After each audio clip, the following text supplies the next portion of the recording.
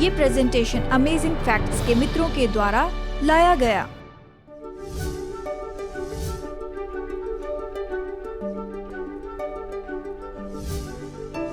मैं विश्वास करता हूं कि अच्छे कारण हैं जियोलॉजी में, बायोलॉजी में, आर्कियोलॉजी में, पैलियोंटोलॉजी में, जो सब सहमत होते हैं सृष्टि से।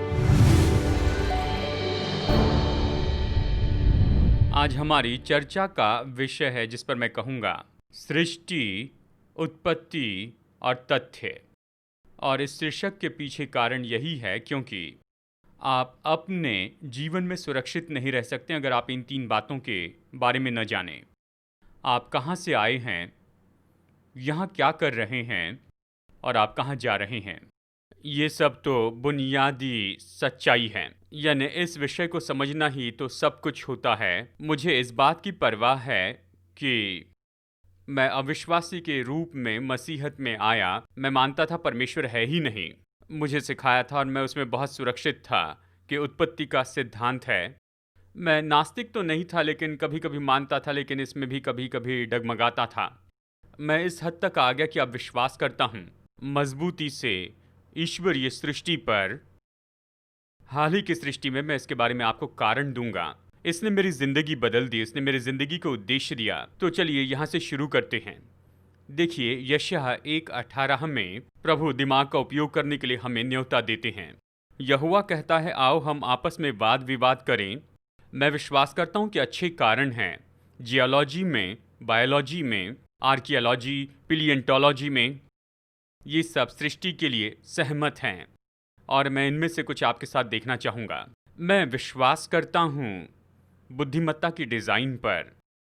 बुद्धिमत्ता की डिज़ाइन ये कहती कि आप जो कुछ भी देखते हैं, कुछ बहुत ही अच्छी डिज़ाइन, तो इसके पीछे बुद्धिमत्ता तो होगी ही।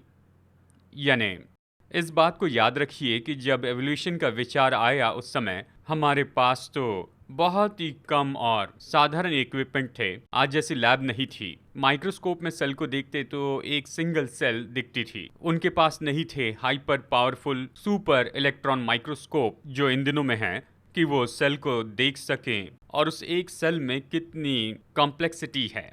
एक बार जब हमने देखा, जब आप अंडे को देखते हैं, आप उसके सेल को देखते हैं, आच्छादन को देखते हैं और फिर सफ़ेद भाग देखते हैं, फिर बीच का न्यूक्लियस देखते हैं। अंडे को भी इसी तरह से देखा गया एक सेल के रूप में। ये तो बहुत ही सरल बात है। अब हम अपने माइक्रोस्कोप के द्वारा जानते हैं कि इसमें पूरी दुनिया बसी है। मानो कोई बड़ा नगर है जो चल फिर रहा है बस एक ही सेल में। कहिए कि वहाँ पर मानो मशीन है, ट्रांसपोर्टेशन सिस्टम है, कम्युनिकेशन सिस्टम है और केमिकल सिस्टम होता है बस एक सेल के अंदर। हम डीएनए के बारे में जानते हैं जो कि रिप्रोडक्शन सिस्टम है। जब उसे ट्रिगर किया जाता है भीतर ही, कैसे वो अलग होता है, फिर से उत्पन्न करता है। ये बहुत ही उत्तम और माहिर हैं। एक वैज्ञानिक ने इस तरह कहा, ज़रा सोचिए, न्यूयॉर्क शहर रश आवर्स में, सच कह रहा हूँ, भागदौड़ के समय का न्यूयॉर्क शहर, मैं गया हूँ, वहाँ पला बढ़ा। न्यूयॉर्क शहर के नीचे बहुत ज़्यादा कुछ हो रहा है रश आवर के समय में, जो कुछ भी सैक्रामेंटल होता है उसकी तुलना में। ये बहुत ही बिजी होता है। सबवे में ही लोग नहीं चलते हैं। शहर के नीचे प्लम्बिंग का भी काम चलता है और फिर फ्रेश सिस्टम है, स्वेज सिस्टम भी है और फिर इलेक्ट्रिकल सिस्टम है और फिर फाइबर ऑप्टिक भी वहाँ पर हैं। ये सब अंडरग्राउंड में काम चल रहा है। और फिर ज़मीन के ऊपर का काम देखिए, लिफ्ट ऊपर और नीचे जा रही है, ट्रैफिक हॉरिजॉन्टल जा रहे हैं, फिर लाइट्स हैं और लोग यहाँ वहाँ चल फिर रहे हैं। और फिर एक साइंटिस्ट ने कहा कि एक सेल जो है उसमें इससे भी ज़्यादा होता है न्यूयॉर्क सिटी में रश आवर में जो होता है उससे बढ़कर। तो कितने अवसर हैं जब कोई बिजली गिरती है पटल पर 4 बिलियन साल पहले, चाहे जो भी तारीख ले लें, और उससे ज़िंदगी उत्पन्न होती है। यदि ये इतना सरल है तो साइंटिफिकली हम इसे फिर से क्यों नहीं बना सकते हैं? हम क्यों तथ्य के रूप में सिखाते हैं जिससे हम साइंटिफिकली रूप में प्रकट करके नहीं दिखा सकते? क्या यह अनसाइंटिफिक नहीं है? अगर हम कहें ये सब होता है, मैं जानता हूँ, मुझे दिखाइए। उदाहरण के लिए, ये उस समय की बात है जब लुईस पास्चुअर थे। वो थोड़ा मीट लेते वो उस कार्कस को लेकर कहीं पर रख देते और कुछ दिनों के बाद में वो देखते कि उस कार्कस से कीड़े निकल रहे हैं और वो कहते, देखो हमने देखा है कि हर समय जिंदगी बनती है, देखो ये कीड़े कैसे कार्कस पर आ गए हैं, नई जिंदगी हमेशा बनती रहती है। और पास्टर ने उनके देखकर कहा, नहीं, आपने नहीं देखा कि इस पर मक्खियां बैठ रही है और वो अंडे दे रही हैं। और फिर उन्होंने उसी मीट को लेकर एक वैक्यूम की जगह पर रख दिया और फिर कुछ भी नहीं हुआ। तब उन्होंने ये जाना कि एक नियम है कि पूरी दुनिया में सारी जिंदगी से ही आती है। हम इस पूरे दुनिया में कहीं भी एक भी उदाहरण नहीं देखते हैं कि बेजान वस्तु से कोई जिंदगी आई होगी। हम इस योग्य नहीं कि अपने इन सारे आधुनिक लेबोरेटरी इक्विपमेंट के द्वारा कि बेजान चीज से जिंदगी लेकर आएं। वो कहते हैं ये पूरे संसार में हमेशा होते रहता है बिना बुद्धिमत्ता के, लेकिन इसके लिए बुद्धिमत्ता लगती है कि ये इंटरवर्किंग सिस्टम हो उस ऑर्गेनाइजेशन में और फिर जिंदगी होती है। और फिर प्रकृति तो भरी हुई है जिसे कहते हैं सिम्बियोटिक रिलेशनशिप से, जहाँ पर अलग अलग पौधे और पशु और ये प्राणी ऐसे जी नहीं सकते हैं जब तक कि दूसरे अस्तित्व रखने वाले प्राणी से मदद न मिले। वो एक दूसरे पर आधारित होते हैं। ऐसे कुछ पेड़ और पौधे हैं जो दूसरे पशुओं के बिना इस तरह नहीं लग सकते हैं। ऐसे भी कुछ पौधे हैं जो नहीं रह सकते हैं और खास करके कुछ फूल हैं, ये पॉलिनेट नहीं हो सकते हैं एक खास पक्षी के बिना जिसकी लंबी प्रोबिस्कस होती है और वो खास करके केवल इन्हीं फूलों के ऊपर बैठकर जाता है। उस फूल को केवल उसी मॉब की ज़रूरत है ताकि वो जीवित रह सके। और पूरे इतिहास में आप ऐसा कोई भी चित्र नहीं बना सकते हैं जहाँ पर आप ये उदाहरण बता सकें कि इसकी सच में ज़रूरत क्यों है। ऐसे पक्षी हैं और पशु हैं जो एक साथ में रहते हैं, वो एक दूसरे की रक्षा करते, देखभाल करते हैं। आप समुद्र में जाकर देखिए, वहां पर सब आप देख सकते हैं जो क्लाउन फिश के साथ में रहते हैं, यानी क्लाउन फिश उनको साफ करती है, उनकी रक्षा करती है और वो क्लाउन फिश की रक्षा करते हैं। और हमेशा ऐसे दिखाई देता है कि उनमें ये संबंध है। गेंडे की पीठ पर छोटे छोटे पक्षी बैठते हैं जो उनके पीठ पर के कीड़े खाते हैं। यानी देखिए, आपके पेट में भी बैक्टीरिया होते हैं, लेकिन अच्छी खबर यह है कि वो मित्रतापूर्ण बैक्टीरिया आशा करते हैं। खाना पचाने के लिए आपको उनकी ज़रूरत होती है। अगर आप एंटीबायोटिक लेते हैं तो ये अच्छे बैक्टीरिया को मार देता है। और फिर आप योगर्ट खाते हैं जो कि नहीं खाना चाहिए क्योंकि इसे कहते हैं योगर्ट, और ये आपको फिर से अच्छे बैक्टीरिया देते जाता है। और यानी देखिए, ये इतना उलझा हुआ है, ज़िंदगी में एक दूसरे से जुड़ा सिस्टम है कि ये सब कुछ अपने आप होते जाता है, चाहे आप इसके लिए लाखों लाखों साल ही क्यों न दे दें। ये ल्यूडिक्रस होता है। और फिर है जिसे कहते हैं लॉ ऑफ एंट्रोपी, और ये तो दूसरा लॉ है थर्मोडायनामिक्स में। और इस तरह से कहा जाता है कि प्रकृति तो ऑर्डर से डिसऑर्डर में चली जाती है अगर उसे अलग रख दिया जाता है तो। ये तो नियम है। कहिए कि आपका एक बहुत ही सुंदर बाग है और वहाँ पर बहुत ही सुंदर तरीके से रास्ता बनाया है, घास निकाली गई है, सब कुछ बिल्कुल क्रम में रखा है, सब अच्छा बनाया है। वहाँ पर मकई है, टमाटर है, लुकमी है, सब बढ़ रहे हैं। अच्छा दिखने के लिए आपने कुछ फूल भी लगाए हैं। अगर आप मर जाते हैं, वाटिका की देखभाल नहीं करते, पानी नहीं देते हैं, तो फिर क्या होगा? ये सब पूरी तरह से गड़बड़ी में आएगा, पूरी तरह से गड़बड़ी होगी। या कहिए बहुत सुंदर घर बनाया गया है, अच्छा यार्ड है, लेकिन मालिक मर जाता है, कोई देखभाल नहीं करता, तो क्या होगा? उसकी छत गिर जाएगी और ज़्यादा समय उसकी तरफ ध्यान नहीं दिया तो फिर ऐसे ही होगा और वो फिर से पूरी गड़बड़ी में दिखेगा। और इसलिए जीवन में जब आप देखते हैं, यानी क्रम है, डिज़ाइन है और स्ट्रक्चर है, अवश्य ही बाहर की बुद्धिमत्ता और सामर्थ्य होनी चाहिए जो कि उस क्रम को और डिज़ाइन को लेकर आती है। या हम इसे नियम कहते हैं। ये थर्मोडायनेमिक्स का दूसरा लॉ है। और फिर ऐसे बहुत से सबूत हैं जो पूरे संसार में छाए हुए हैं। पूरे संसार का फॉसिल रिकॉर्ड बताता है कि एक बहुत बड़ी बाढ़ आई। उनकी थ्योरी ये थी कि अचानक इतने बड़े बड़े डायनासोर कहाँ पर गायब हो गए। वो कहते हैं कि किसी तरह से कोई वायरस आ गया और इसी तरह से एड्स हुआ, यानी किसी तरह से कोई वायरस अचानक डेवलप हो गया। और फिर वो इससे भी सहमत नहीं हुए तो उन्होंने कहा कि भोजन की कमी थी और वो सब भूखे मर गए। और फिर वो कहते हैं कि ऐसे कुछ मैमल रूडर्स वहाँ पर आ गए, उन्होंने अपने सारे अंडे खा लिए और वो सब मर गए। ये सारी थियरीज थी, लेकिन समस्या ये थी कि सबूत थे। जो डायनासोर हैं उनके फॉसिल्स तो कोपियस ग्रेवयार्ड में हैं, जो ढाके गए हैं सिल्ट से, जो कि एक समय मिट्टी थी, वो तो बस पानी में डूब कर मर गए। और फिर आखिरकार यानी पूरे संसार में एक के बाद एक इस तरह से एक्सकेवेशन के बाद ये सबूत आए कि पूरे संसार में बहुत बड़ी बाढ़ आई होगी, तो उन्होंने कहा, वो नहीं चाहते थे संसार में बाढ़ आई, तो उन्होंने कहा कोई एस्ट्रॉइड ज़मीन से टकराया और उसके कारण सुनामी आई, जिससे बाढ़ आई। कितने लोगों ने ये सुना है? ये अभी की थियोरी है। देखिए, बाइबल कहती कोई एस्ट्रॉइड नहीं आया, लेकिन वहां पर बाढ़ आई। कहीं मत जाइए दोस्तों, बस कुछ ही पल में हम आज के प्रेजेंटेशन में लौट कर आएंगे। आप अकेले नहीं हैं, हम युद्ध के जोन में जी रहे हैं, जहां हम निरंतर भले और बुरे और सही और गलत के बीच के युद्ध को महसूस करते हैं। ये हमारे अंदर छिड़ा है। हम सब इस युद्ध का सामना करते हैं। हम प्रभु के लिए बलवान होना चाहते हैं, लेकिन लगता है कि शरीर कमजोर है और हम निरंतर गिरते हैं। अमेजिंग फैक्ट्स अभी तैयार है कि आपको बहुत ही विशेष और प्रोत्साहित करने वाला फ्री रिसोर्स भेजे। फ्री कॉपी मंगवाने के लिए स्क्रीन के नंबर पर फोन कीजिए और ऑफर नंबर 201 मंगवाइए, या स्क्रीन के वेब एड्रेस पर जाइए और इस अद्भुत स्रोत को पढ़ने के बाद अवश्य इसे अपने दोस्तों को भी दीजिए। तो आइए आज के प्रेजेंटेशन में लौट चलते हैं और आइए परमेश्वर के वचन से अमेजिंग फैक्ट्स सीखते हैं। पर कहते जमीन पर एस्ट्रॉइड गिरा और बड़ी बाढ़ आई और वो सब मर गए, वो सिल्ट से ढाके गए और ये बड़ा कब्रिस्तान हो गया। जानते हैं, अगर आप माउंट एवरेस्ट एक्सपेडिशन में जाते हैं, 20,000 फीट की ऊंचाई पर जायंट क्लैम्प देख सकते हैं। वो समुद्री सतह से बहुत ऊपर हैं, बहुत ऊपर। और पूरी दुनिया में हम ऐसे सबूत देख सकते हैं कि सब कुछ रफ्तार से बदल रहा है। और फिर हमारी दुनिया में कुछ अलग ही हुआ है। जो एस्ट्रॉइड से बुरा था, ये नूह की बाढ़ थी, जहां आकाश फट गया और जमीन के नीचे से सोते बहुतायत से बहने लगे। कॉन्टिनेंट अलग हुए और ये बहुत बड़ा बदलाव आया।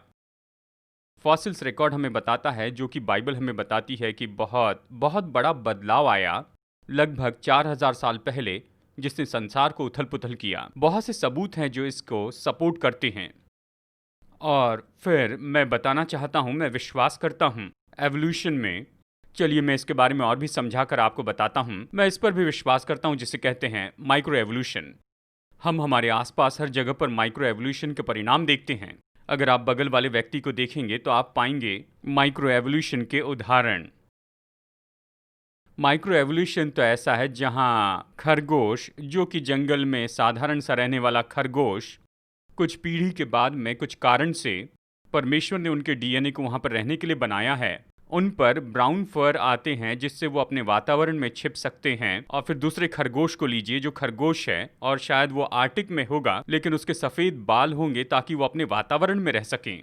आप यहाँ पर बड़ी विविधता देखेंगे ऐसे पशुओं में जो कि वहाँ पर हैं। वो स्पीशीज़ में अलग अलग हैं, आप यहाँ देख सकते हैं। मैं इसे उदाहरण के रूप में दिखाना चाहता हूँ, जिसे हम माइक्रो एवोल्यूशन कहते हैं। ज़रा देखिए कि कुत्तों में भी कितनी विविधता है। वहाँ एक छोटा सा डॉक्सिन्स है। ऐसे भी कुत्ते हैं जिनके बाल नहीं हैं, और फिर ऐसे भी कुत्ते हैं जो रेसर्स हैं, और ऐसे भी कुत्ते हैं जो झुर्रियों से भरे हैं, जिन्हें चलना मुश्किल होता है। फिर ऐसे भी कुत्ते हैं जिनके लंबे बाल होते हैं और वो अपनी आंखों से देख भी नहीं सकते हैं। और ऐसे अलग अलग तरह के कुत्ते हैं, कुछ के कान छोटे हैं तो कुछ के कान लंबे हैं, अजीब चेहरे हैं तो कुछ के लंबी नाक हैं। देखा जाए तो नूह ने इतने कुत्तों को जहाज में नहीं रखा था, जैसे डॉक्सन और फिर मल्टीज, फिर जर्मन शेपर्ड और सेंट ब्रुनार्ड और बीगल, याप्सू वाप्सू और बाकी सारे कुत्ते नहीं। उसने केवल 2 कुत्तों को लिया। और सभी मनुष्यों की विविधता देखिए। आज संसार में हम इसे देखते हैं। ये सब कितने मनुष्यों से आए हैं? आदम और हवा से, और फिर उन सब से जो कि उस जहाज में थे, उस जहाज में। और सारी विविधता देख सकते हैं। मैं संसार में जा सकता हूँ, मैं बहुत ज़्यादा यात्रा करता हूँ, और मैं पोलिनेशिया के अलग अलग टापुओं पर जाता हूँ, और मैं फ़र्क देख सकता हूँ फिजियंस में और सोमोलेंस में और न्यूगिनी के लोगों में और एबरेजिनीज में। और वो कहते ये तो ब्रीडिंग और जीन्स हैं, अलग अलग ट्रेड्स प्रभावी हो गए। मैं माइक्रो एवोल्यूशन पर विश्वास करता हूँ, लेकिन आप ये नहीं देखते हैं कि ऐसा कुछ है जो आधा कुत्ता है और आधी बिल्ली है। आप नहीं देखते कि टाइप्स के बीच में ऐसी क्रॉसिंग होती है, ये नहीं होता है। और बाइबल कहती है कि परमेश्वर ने उन्हें अपने अपने अनुसार बनाया। हम इसे कहते हैं स्पीशीज। स्पीशीज में बहुत बड़ी विविधता है, लेकिन स्पीशीज क्रॉस नहीं होती हैं। फॉसिल्स रिकॉर्ड्स में ऐसे कोई सबूत नहीं है कि ट्रांजिशन हुआ है स्पीशीज के बीच में। हॉर्सशू क्रैब्स तो अभी भी हॉर्सशू क्रैब्स हैं, और वो फॉसिल्स रिकॉर्ड में यही बात तो देखते हैं। यानी ऐसे मिसिंग लिंक्स हैं, ऐसे ये ट्रांजिशन फॉर्म्स हैं जो अलग अलग क्रीचर्स में हैं, वो अभी भी मिसिंग हैं। यानी आप देखते हैं टेक्स्ट बुक में दिखाया गया कि बंदर अपने हाथों के पंजों पर चलते हैं, फिर ज़्यादा वजन पैर पर देता है, धीरे धीरे सीधा होने लगता है, और फिर होमो इरेक्टस होता है, मनुष्य के जैसे खड़े होता है और सामान्य मनुष्य बन जाता है। ये सब जो उदाहरण है केवल किताबों में बताते हैं।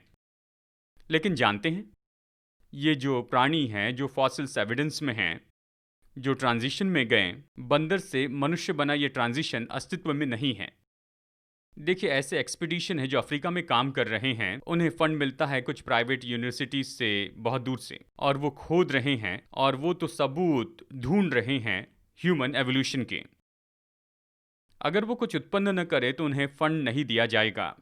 उन पर बहुत ज़्यादा दबाव बना है कि वो कुछ ढूंढ निकालें, और जब भी उन्हें मिलती है किसी तरह से कोई प्राचीन, कोई भी हड्डी या रिंगटिंग बोन, तो वो तुरंत आर्टिस्ट को बुलाते हैं। वो बहुत ही रचनात्मक हैं और वो कहते हैं देखिए यहाँ खोपड़ी के आकार में थोड़ा बदलाव है, हम सोचते हैं कि ये ट्रांजिशन है। वो इसे जोड़ देते हैं, जो नाम चाहे दे देते हैं। वो कहते हैं हमें ये मिसिंग लिंक मिल गई है। हमारे पास में पूरे स्केलेटन हैं डायनासोर के, जो एक खास स्पीशीज में हैं। बहुत से डायनासोर हैं, पूरे स्केलेटन हैं, कोई भी पूरा स्केलेटन नहीं है। यदि मनुष्य ऐसे रहे हैं जैसे वो कहते हैं लाखों साल से हैं, तो कैसे हमें पूरा स्केलेटन नहीं मिलता है? उन्हें बस छोटे छोटे हिस्से मिलते हैं और फिर उसके साथ में कल्पना जोड़कर वो बनाते हैं। ये तो है ही नहीं दोस्तों। वो कहते हैं स्पीशीज में समानता है, और निश्चय कुछ स्पीशीज में समानता तो है ही। तो वो कहते हैं ये सब एक ही समान स्रोत में से आया है। यहाँ पर मैंने स्क्रीन पर एक चित्र रखा था। यहाँ पर है फोर्वेट है, और फिर फोर्ड 350 ट्रक है, और फिर है यामाहा मोटरसाइकिल। ये सब अलग अलग फैक्ट्रीज में बनाई गई हैं। क्या इनमें कोई समानता की बात है? ठीक है, ज़रा सोचिए। क्या इन सब के रबर टायर हैं, या किसी में ये नहीं है? क्या इन सब में इंटरनल कंबक्शन सिस्टम है? जब तक कि इलेक्ट्रॉनिक्स ना हो ये तो अलग बात होगी। क्या इन सब में इलेक्ट्रिकल वाइड लाइटनिंग सिस्टम हैं? और क्या इनमें एग्जॉस्ट सिस्टम है, और इनटेक सिस्टम है, लुब्रिकेशन सिस्टम है? क्या इनमें है एक्सेलरेटर? क्या इनमें ब्रेकिंग सिस्टम है? इनमें ये समानता की बात क्यों है? क्योंकि अवश्य ही ये पिकअप ट्रक एक बार कॉर्वेट था जो मोटरसाइकिल से बना है, और वो तो पहले रोलर स्केट थी। नहीं, यही कारण है कि उनमें ये समानता है, क्योंकि ये सब एक ही वातावरण में काम करते हैं।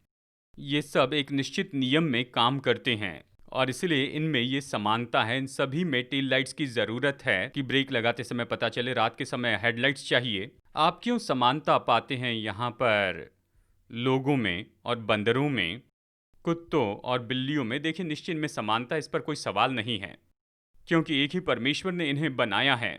उसने कहा ठीक है, मैं इसे थोड़ा अलग इस तरह बनाता हूँ, मैं इसमें ये जोड़ना चाहूँगा, इस प्राणी को मैं अलग बनाऊंगा, मैं उसमें कुछ समानता रखूंगा, उसमें ये जोड़ दूंगा और ऐसे बनाऊंगा। और वो सब एक ही वातावरण में रहते हैं। हमें यहाँ वहाँ जाने के लिए सिस्टम लगता है, तो सभी के पैर हैं, पंख है, फिन्स हैं। ये मेरे लिए बड़ी अजीब बात है। उड़ने वाली मछली, परमेश्वर ने ऐसी मछली बनाई जो पानी के ऊपर कूदती रहती है कि लाखों साल के बाद उन्होंने एरोडायनामिक डिजाइन बना ली। नहीं, मैं ऐसी जगह पर गया हूँ, लेकिन ये ऐसा विचार है कि मछलियाँ उड़ती हैं, यानी वो उड़ती नहीं हैं, वो पानी से ऊपर कूदती हैं, पानी से बाहर उछल कर आती हैं। ऐसी गिलहरियाँ हैं जो उड़ती हैं। क्यों कुछ उड़ती हैं और कुछ नहीं उड़ती हैं? इंडोनेशिया में ऐसे सांप हैं जो एक पेड़ से दूसरे पेड़ पर कूदते हैं, वो एक जगह से दूसरी जगह उड़ते हैं। ऐसे भी मेंढक हैं जो पैर को फैलाते हैं और उड़ सकते हैं। ये विचार है कि छिपकली ऐसे ऊपर से नीचे कूदती है और किसी तरह से इसके पहले कि वो ज़मीन पर गिर जाएं, वो बनाती हैं कुछ ऐसा एरोडायनामिक्स के अचानक उसके पंख आ जाएं और अपनी आने वाली नस्ल को दे। चाहे आप करोड़ों साल तक देखते रहें, लेकिन ऐसा होते हुए मैं नहीं देख पाता हूँ। देखिए, समानता होती जिसे कहते हैं डेटिंग डिलेमा, ये महत्वपूर्ण है। केवल कुछ समय में मुझे आपको बताना है। ये पूरी एवोल्यूशनरी स्कीम उठती है या गिरती है डेटिंग पर। जबकि हम स्पॉन्टेनियस लाइफ को कहीं होते हुए नहीं देखते हैं, तो हम भी संसार में कहीं भी स्पॉन्टेनियस लाइफ उत्पन्न नहीं कर सकते हैं। ये जिस तरह से होता है, इसे हासिल करने के लिए बस यही कहना होगा कि हमें लाखों साल लग जाते हैं। लाखों साल बीत जाते हैं, लेकिन देखिए, डेटिंग मेथड जो है carbon 14 dating, radio isotope dating, ये सब इस अनुमान पर है कि जो आज वातावरण है ये बिल्कुल वैसे ही जैसे पहले था 6000 साल पहले, और बाइबल कहती है ये पूरी तरह बदल गया है। चलिए मैं आपके सामने पढ़ता हूँ कॉम्पटन्स एनसाइक्लोपीडिया से। 14 में यानी कार्बन 14 में जो कॉस्मिक रेज से इंटरैक्ट करता है, वैज्ञानिक मानते हैं कि कॉस्मिक रेज वातावरण पर हमला कर रही हैं जब से ये पृथ्वी बनी है। वो मानते हैं ये हमेशा की है, जबकि वातावरण का नाइट्रोजन तो बस उतना ही बना है। वो अनुमान लगा रहे हैं लेकिन जानते नहीं। इसके परिणाम में C14 यानी कार्बन 14 कॉम्बिनेशन सोचा जाता है कि ये तो कांस्टेंट रेट पर बना है। जैसे अभी का C14 का रेशियो एटमॉस्फेयर के दूसरे कार्बन एटम में वो जाने जा सकते, लेकिन वैज्ञानिक निश्चित नहीं है कि ये रेशियो हमेशा एक समान है। एरर्स और radio carbon dating inaccurate radiation के कारण हो सकते हैं, या पार्टिकल काउंट्स या सैंपल के कंटेमिनेशन के कारण, जहां मॉडर्न कार्बन स्ट्रे रेडिएशन में काउंटर पे टकराता है। रिलेटिव डेटिंग मेथड्स का उपयोग करके साइंटिस्ट इस बात को देख रहे हैं कि कौन सी घटना हुई, लेकिन जब ये होती है तो वो उसे स्थापित नहीं कर पाते हैं। जानते हैं ज्यादातर डेटिंग, प्राचीन डेटिंग कैसे पाई गई? जरा गौर से सुनिए। वो फॉसिल देखते हैं, यानी खास स्ट्रैट में या खास डेप्थ में पृथ्वी में, और कहते ये इतनी गहराई में पाया गया इसलिए तो ये ज़रूरी है कि ये इतने इतने हज़ार साल पुराना होगा। लेकिन कैसे जानते हैं कि ये जो गहराई है ये इतने लाखों और करोड़ों साल पुरानी है? हमने वहाँ जो फॉसिल पाए उसके कारण।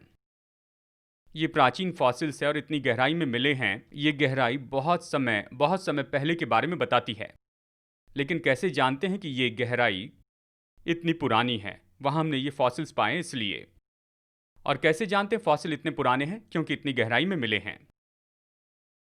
इसे हम कहते हैं सर्कुलर रीजनिंग। ये सब इस बात पर आधारित है कि क्या रेडियो कार्बन 14 डेटिंग सही है।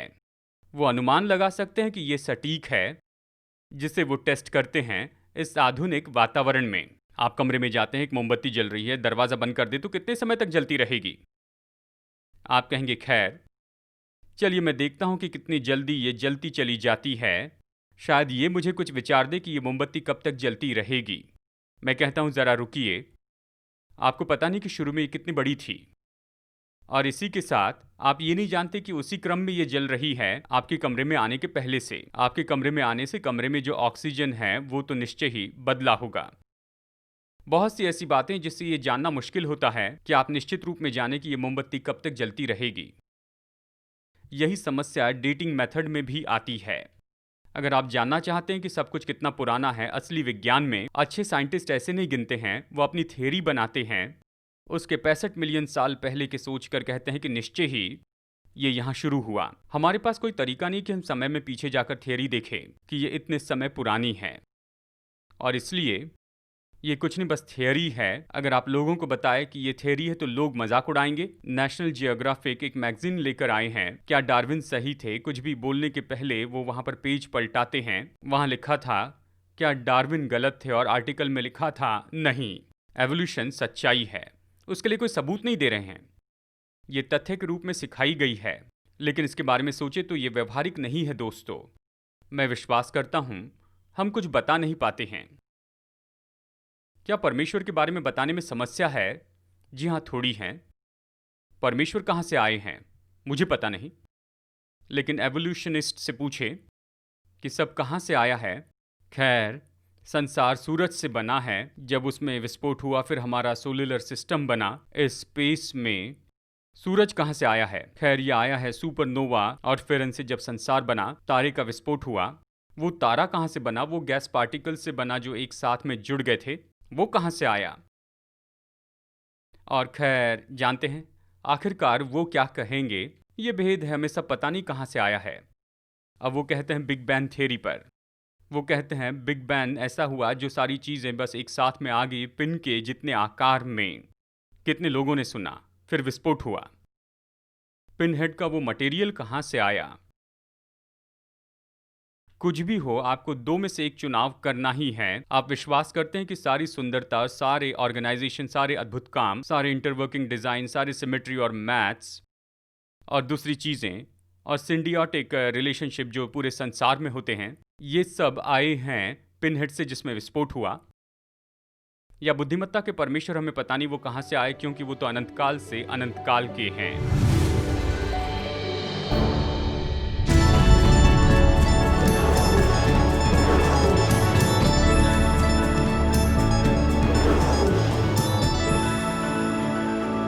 अक्सर कई मौकों पर वैज्ञानिकों ने ये बताया है कि मनुष्य और जानवर भी जब निरंतर अंधकार में रहते हैं तो वो निराशा में चले जाते हैं। आर्कटिक प्रांत में सर्दियों के समय में इसे अक्सर देखा जा सकता है। एक गांव वाले बीयूका नॉर्वे ने, जो कि गहरी तराई में रहते हैं जहां पहाड़ 6 महीनों तक सूरज की रोशनी को आने नहीं देते हैं, और इसके कारण यहाँ रहने वाले 3400 रहवासियों को पूरी सर्दियों में कई बार पूरे अंधकार में रहना पड़ता है। और फिर यहाँ के अगवे को एक बहुत अच्छा विचार आया कि अंधकार के समय में अपने गांव में वो रोशनी पाए। अक्टूबर 2013 के समय इन्होंने 3 ऐसे बड़े महाकाय 550 स्क्वायर फीट के बड़े आईने लगाए आसपास के पहाड़ों में, जो उनके तंबू से कुछ हजारों फीट ऊंचे थे। कंप्यूटर कंट्रोल से सोलर पावर मिरर चलाए जाते, सर्दियों में सूरज की रोशनी को ढूंढते और वहां से सूरज की बड़ी रोशनी नीचे गांव पर भेजते हैं और इनके जीवन में रोशनी आती है। अगर सर्दियों में आप वीयूकान में जाते हैं, आप पा सकते हैं कि टाउन स्क्वायर पर लोग वहां पर बेंच पर बैठे हैं। वो तो प्रतिबिंबित सूरज की रोशनी में बैठे हैं। पहाड़ के ऊपर जैसे बड़े आईने हैं। बाइबल कहती है जगत की ज्योति, यीशु की ज्योति को हमें प्रतिबिंबित करते चले जाना है। मत्ती 5:14 ये कहता है, तुम जगत की ज्योति हो। पहाड़ पर बसा हुआ नगर कभी छिप नहीं सकता। और हम दीवट जलाकर टोकरी के नीचे रखते हैं, लेकिन दीवट पर रखते हैं ताकि पूरे घर में रोशनी हो सके। वैसे ही तुम्हारी ज्योति मनुष्यों के सामने चमके और वो तुम्हारे भले कामों को देखे और तुम्हारे स्वर्गीय पिता की महिमा करे। तो दोस्तों, आज यीशु को प्रदर्शित करने के द्वारा दूसरे लोगों के जीवन में रोशनी लाइए।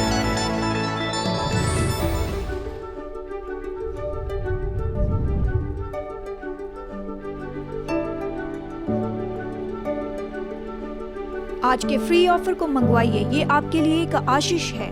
जैसे हम सुसमाचार लोगों तक ले जा रहे हैं, आपकी भेंटों के लिए आपका धन्यवाद। आशा है आप अगले हफ्ते जुड़ जाएंगे। जैसे हम वचन की गहराई को देखते हैं, हम और भी अमेजिंग फैक्ट्स देखेंगे।